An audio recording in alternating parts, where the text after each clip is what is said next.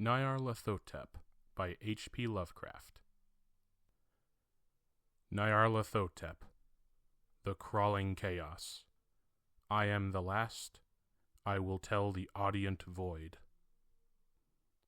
I do not recall distinctly when it began, but it was months ago. The general tension was horrible. To a season of political and social upheaval was added a strange and brooding apprehension of hideous physical danger. A danger widespread and all-embracing, such a danger as may be imagined only in the most terrible phantasms of the night. I recall that the people went about with pale and worried faces, and whispered warnings and prophecies, which no one dared consciously repeat or acknowledge to himself that he had heard. A sense of monstrous guilt was upon the land, and out of the abysses between the stars swept chill currents that made men shiver in dark and lonely places.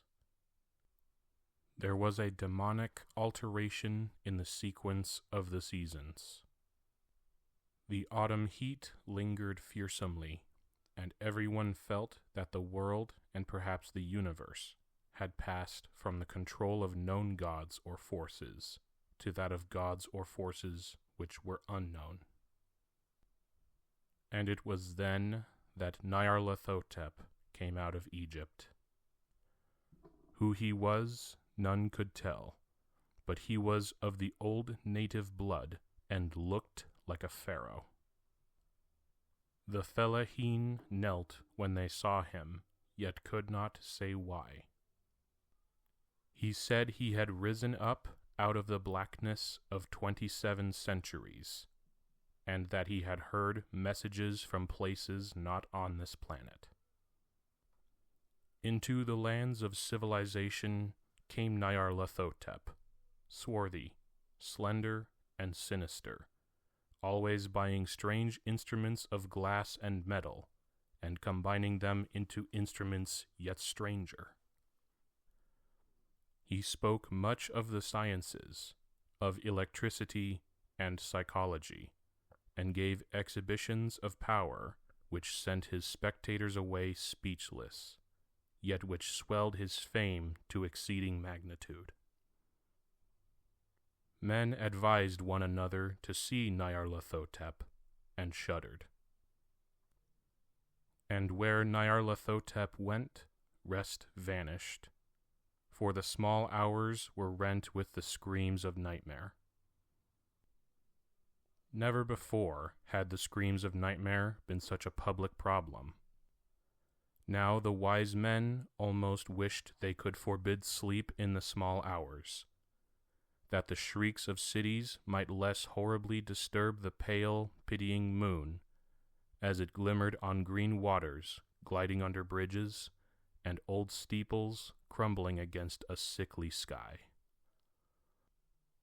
I remember when Nyarlathotep came to my city, the great, the old, the terrible city of unnumbered crimes. My friend had told me of him, and of the impelling fascination and allurement of his revelations, and I burned with eagerness to explore his uttermost mysteries. My friend said they were horrible and impressive beyond my most fevered imaginings. That what was thrown on a screen in the darkened room prophesied things none but Nyarlathotep dared prophesy, and that in the sputter of his sparks there was taken from men that which had never been taken before, yet which shewed only in the eyes. And I heard it hinted abroad that those who knew Nyarlathotep looked on sights which others saw not.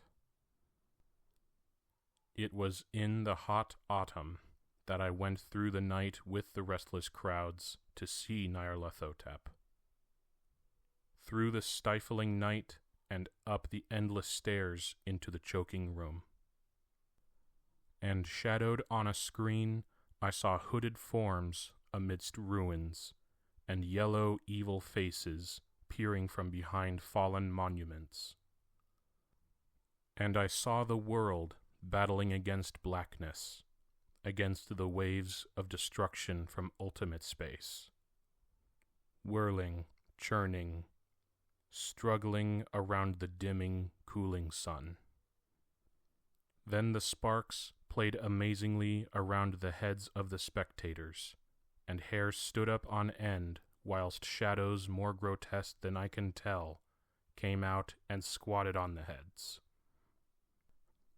And when I, who was colder and more scientific than the rest, mumbled a trembling protest about imposture and static electricity, Nyarlathotep drove us all out, down the dizzy stairs into the damp, hot, deserted midnight streets.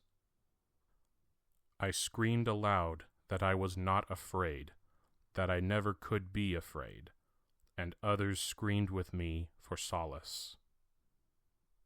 We swore to one another that the city was exactly the same, and still alive. And when the electric lights began to fade, we cursed the company over and over again, and laughed at the queer faces we made. I believe we felt something coming down from the greenish moon, for when we began to depend on its light, we drifted into curious, involuntary marching formations, and seemed to know our destinations, though we dared not think of them. Once we looked at the pavement and found the blocks loose and displaced by grass, with scarce a line of rusted metal to shew where the tramways had run. And again we saw a tram car, lone, windowless, dilapidated, and almost on its side. When we gazed around the horizon, we could not find the third tower by the river, and noticed that the silhouette of the second tower was ragged at the top. Then we split up into narrow columns, each of which seemed drawn in a different direction. One disappeared in a narrow alley to the left, leaving only the echo of a shocking moan. Another filed down a weed-choked subway entrance, howling with a laughter that was mad. My own column was sucked toward the open country, and presently I felt a chill which was not of the hot autumn. For as we stalked out on the dark moor, we beheld around us the hellish moon-glitter of evil snows.